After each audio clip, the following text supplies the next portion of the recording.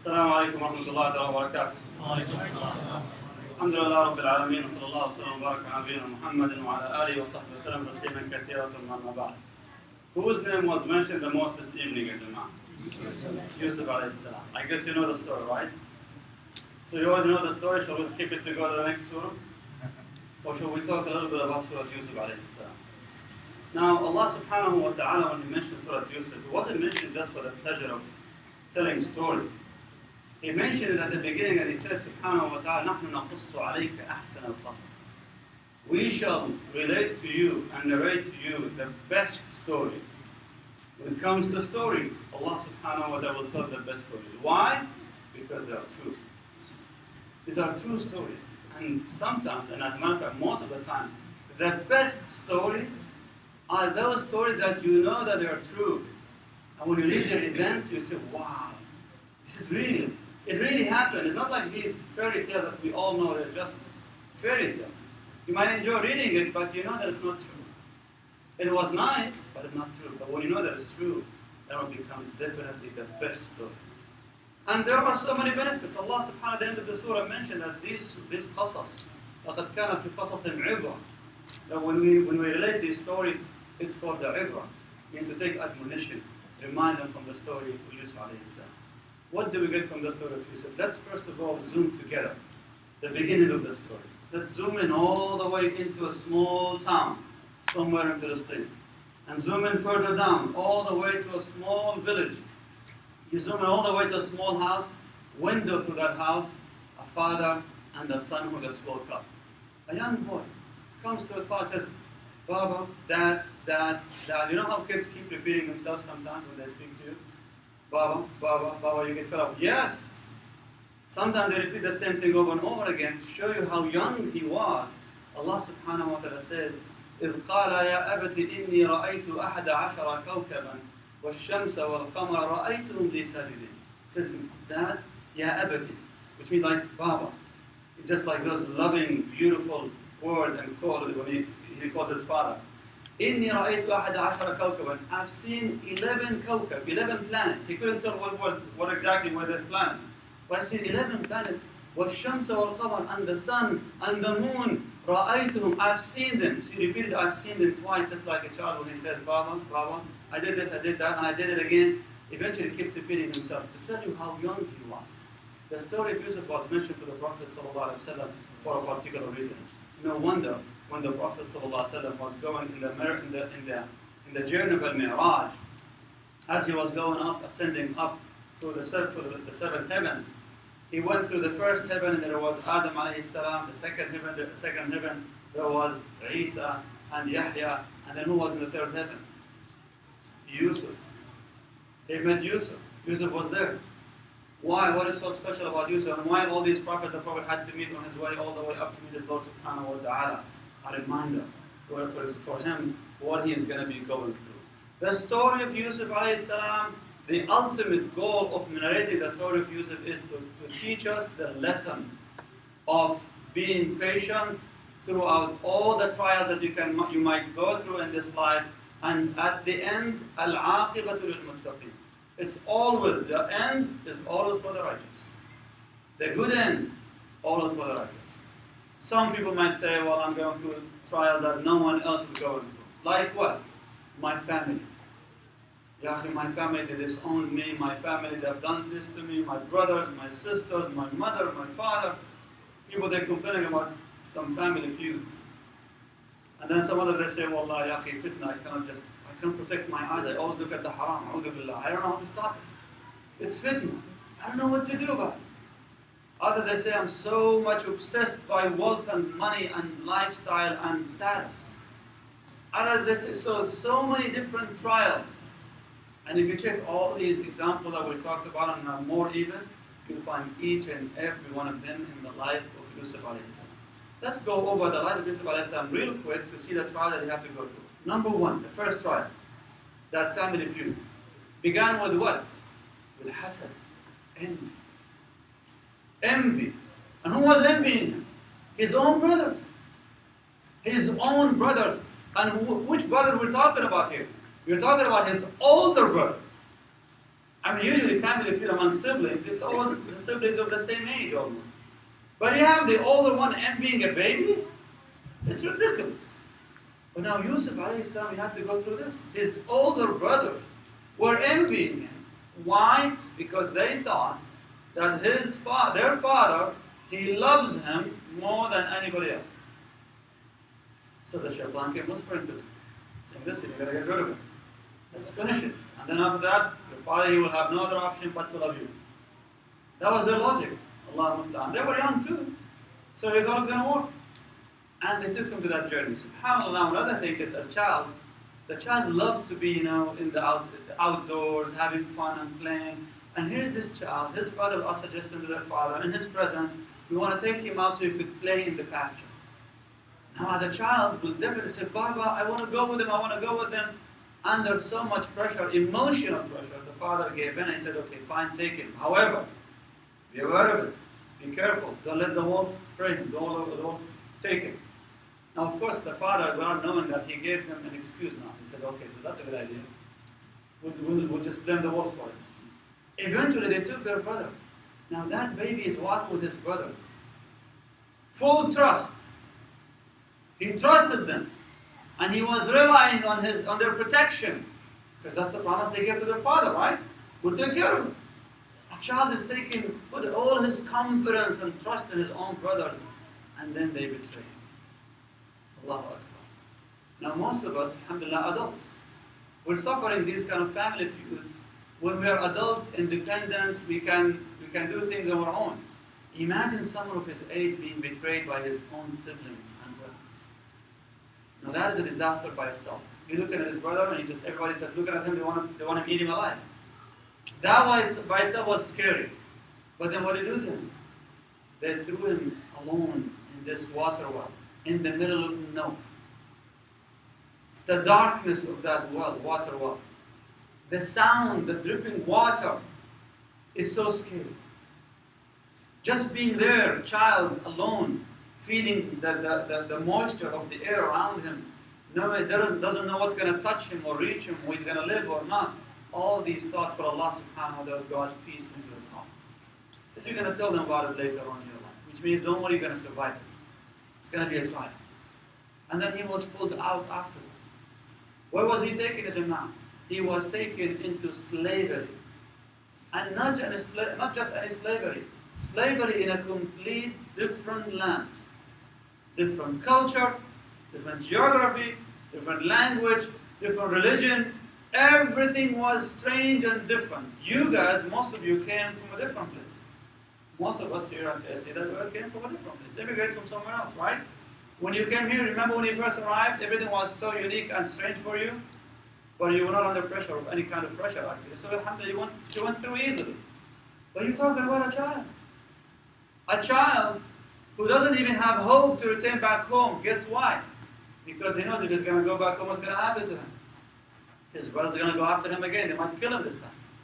So better be with those strangers, somewhere that's in the unknown world, rather than being with my own brothers.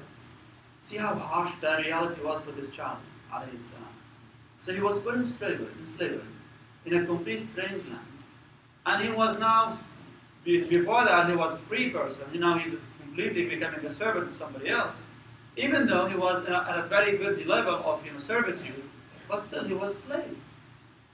He grew up in that house, and he became a young man.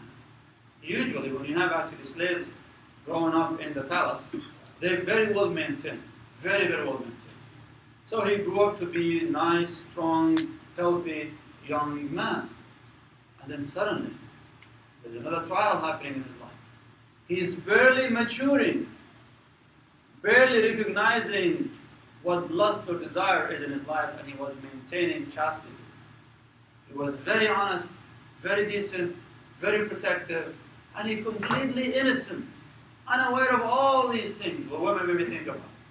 Suddenly, he's being tried with another trial, the trial of the desires, which is somehow it's one of the strongest ones these days, living in society like ours, that promotes the culture of body and the culture of desire more than anything else. Eventually, Yusuf alayhi salam, he was tried with one of the most difficult trials in this regard. someone who's supposed to be his mistress, or basically the lady of the house, and he was considered like a mother to him perhaps. So this lady is going after him. And if you read the story, perhaps you don't really read behind what's behind that scene. It wasn't just like this lady was sitting there at home and one day she just saw him and she goes, oh my God, I'm going to have him inshallah tonight with me. She didn't say that. It must have gone through a lot of thinking and plotting and trying to persuade him maybe or seduce him in different ways. Then she got to the point that she غلقت الأبواب, she locked all the doors and she invited him in and all this stuff. And then Yusuf, we saw all of this right around him.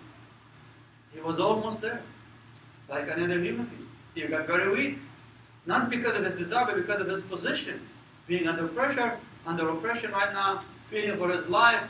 And then Allah subhanahu wa ta'ala gave him the burhan, the sign, and made him run towards the door, and he ran away, escaping the sin towards Allah subhanahu wa ta'ala. That's a trial. It was an unbelievable trial. Then on top of that, the shame. Dishonoring his own master, that by itself was something also devastating for him. When his master was behind the door. So what's going on? He looks at the lady, he looks at his servant. Didn't look right. There's something wrong in that kind of meeting. And then the lady immediately, she took advantage of this, starts crying. So he was attacking. But this is the first, and this is the only time perhaps we see Yusuf alayhi salam defending himself in the story. He was she was going after me. It wasn't me, she was going after me. And Allah subhanahu wa ta'ala brought his innocence through a third party. But that wasn't enough. Now he's an innocent man, living around, bearing all these whispers and gossip around him. Everywhere he goes, people there talk about it, specifically the ladies of the palace. Oh, that's him, this is the one, this is the one. Can you imagine yourself walking around at work? Everybody's talking about you. This is the Muslim. This is the Muslim.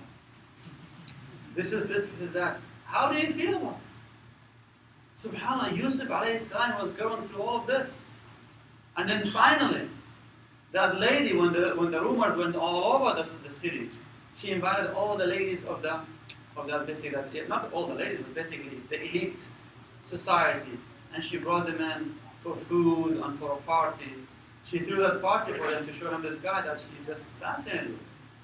And then when he came in, she made sure that he dressed up in the best way and she would expose his beauty and how handsome he was and so on.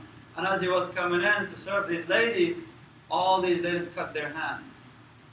They said, Hasha lillah, it's impossible. That cannot be a human being. I wonder how he looked like, alayhi salatu wasalam. So may Allah subhanahu wa ta'ala make us among those who will be in Jannat al-Firdaus to see Yusuf alayhi salam his beauty. So Yusuf alayhi salam, now he started with one. Suddenly, all the ladies of that elite society going after him. قال ربي, I can't take that anymore. إلا تصرف عني كيدهن أصب إليهن. If you don't take them away from me, I'm afraid that I'm going to get weaker and then finally I'm going to just give in. Ya Rab. So they said, you know what? We're going to have to put him in prison. That man who knew how innocent Yusuf alayhi salam was, put him in prison for a political reason, to save his own reputation and his own position. For a political reason, Yusuf alayhi salam was put in jail without any charges even. He had no charges. He was very innocent. The only charge he had that he was handsome. Can you imagine you being jailed because you're handsome? Or too handsome to be roaming around and walking the streets? That was Yusuf's subhanAllah charge. He had no other charge but that. So that was the greatest injustice that was done against Yusuf alayhi salam. What did he do? He wasn't whining. He wasn't, just yelling. He was just taking every day, one day at a time, and he used his time wisely. He started inviting people in prison to da'wah, to Islam. So, يا صاحبي السجن أحب. Yes, يا صاحبي السجن أرباب متفرقون خير أم الله الواحد القهار. Who's better for you? Have one God or multiple gods? So he started inviting people to Allah subhanahu wa ta'ala using his time wisely. He was worshipping, he was very kind, that those prisoners saw him, they came to him and they said, إِنَّا نَرَاكَ مِنَ الْمُحْسِنِينَ. We see that you're such a good guy. That means people can tell a good guy from the non-good guy. If you now ask your co-workers, what would they say about you? People, wallahi, they can tell a good person from someone who's not a good person. They can tell, they can see through. So Yusuf alayhi salam lived there, and then when he gave the interpretation of the dream to the guy who thought that he's going to be leaving, upon his departure, he grabbed him. He said, "Udhkurni inda Rabbi." He said, "Hey, you're going to be leaving. When you leave, please, don't forget about me. Just talk about me to your Lord, to your master." Now Yusuf alayhi salam, for I don't know for how long he was living after that, and that hope that every day someone's going to knock the door to pull him out, because this person is going to talk to me, to the master about me. And he kept every day living under that hope. How long did he stay at Jama'ah in prison? Bid'a sin, which means between 3 and 9 years he stayed there in prison. For what?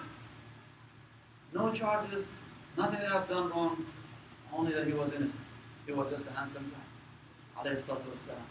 And then, subhanAllah, the other trial, when that king had that dream, and then the man remembered, "Oh my God, I forgot about this young man who I left in prison." So he went back to him and says, "Yusuf, could you help us to interpret this dream?" He gave them the interpretation for free. He didn't say, no, you tell him to get me out first, then I'll tell him, inshallah, the interpretation of the dream. He didn't do that. He says, "Fine, this is the interpretation of the dream." That's when the king said, "Bring him to me." So when the king asked for him to come out, he refused. I mean, as a king, out of his pride, he could say, "Fine, let him stay." What would he even care about it? So he took his chance to reject that proposal of coming out to appear before the king. However, he was trying to achieve something else, his innocence. So that's when he asked the king, he says, "Why don't you ask about the ladies who cut their hands? What happened to them? What was it exactly all about?" And that's when he made a thorough investigation. Allah knows how many days or weeks that took. Eventually they brought them, everybody, and then all agreed that, yeah, Yusuf was an innocent person. It was our fault. It was us. Yusuf was released. Another fitna. What could that fitna be, Jama'ah? Because we always, when we think about trials and ordeals, we think of them as what? Difficult, hardships. Don't you know that even wealth and prosperity is another trial? Allah subhanahu wa ta'ala in Surah Al-Anbiya, وَنَبْلُوكُمْ بِالشَّرِّ وَالْخَيْرِ فِتْنَةً. We shall try you by the evil and the good and the bad. The good can be part of your fitna, your trials, and your ordeals. Here's Yusuf standing before the king, and the king is basically about to give him, like, wish for something. Whatever he wished for, it will be granted. He could wish for everything he wanted in the dunya. But he said to him, "Listen, just make me your treasurer, I'll take care of Egypt for you. I'll take care of treasury for you." He became a minister. And now suddenly, from being poor, destitute, lonely, stranger, you name it, he became now like a king, alayhi salam. And that's by itself was another fitna. It's a trial, wallah. How many people you know, they were mashallah so good, but when the dunya was opened for them, they changed. When the wealth came to them, they completely changed. Why? Because they're too busy to keep up with the dunya. That doesn't mean to leave it behind, but I'm saying some people they changed because of that. Yusuf he never changed. He remained who he was, alayhi salatu wassalam. The trials continue with him, alayhi salatu wassalam, when his brothers came and arrived to Egypt. Imagine now you're at this position of power and might. And you see the perpetrators, those who caused you to go through all these ordeals. You see them coming begging, even if they were your brothers. What would you do to them? I mean, in our standard, unfortunately, most people, they would take revenge, right? So Allah, I'll show them, what does it mean to be tough. But when he saw them, many trials, subhanAllah, came to him right now. First of all, he had the chance to retaliate, but he didn't. That's number one. Number two, he could immediately expose his identity to them, but he remained so patient because he wanted to achieve something else. It took him another year. Can you imagine? You know that your father is still alive, and he's an old man, maybe crying his eyes out for you, but he still remained so patient, alayhi salatu wasalam, until he achieved his goal to bring his brother first and go to the same thing, false testimony against him when they said, يَسْرَفْ فَقَدْ سَرَقَ أَخُ لَهُ مِنْ قَبْلِ. You know, if he stole something, we know he had a brother who did the same thing before. Talking about whom? About Yusuf. They were talking about him in his face. And he said, "But antum sharrun makan." You know what? You're such an evil company. So just never mind. Just go right now. And let them go. But then when they came back and now he had everybody there, he wanted to just to make sure that they understand their position. He says, "Do you remember what you've done to your brother Yusuf?" And that's when everybody started looking at him. قالوا إنك لأنت يوسف. Is that you? That's Yusuf? قال نعم. أنا يوسف وهذا أخي. This is my brother. قد من الله عليه. Allah subhanahu wa ta'ala blessed us. He bestowed His mercy upon us. That's when his brother realized their wrongdoing for all these past years. And they realized, as Allah said in the ayah as well, وَالْعَاقِبَةُ لِلْمُتَّقِينَ, that the good end is always for the most righteous. It doesn't matter what you do in this world of life, what matters your end. But that end doesn't happen for free. You're going to have to work hard to get that good end, husn al-khatimah, which means you lead the way of righteousness, inshallah, so that if at any moment, if death comes and arrives to you, alhamdulillah, Rabbil Alameen, you are good and doing khair and doing good. Also, whatever happens to you, if you maintain good relationship with Allah subhanahu wa ta'ala, Allah Azza wa Jalla will take care of things for you. That is the essence of Surah Yusuf. So if you're going through any kind of trial, remember Yusuf. Don't say, "Wallah, my trial is so unique." Look at Yusuf. There is no one more unique in terms of trials and ordeals than Yusuf alayhi salatu wassalam.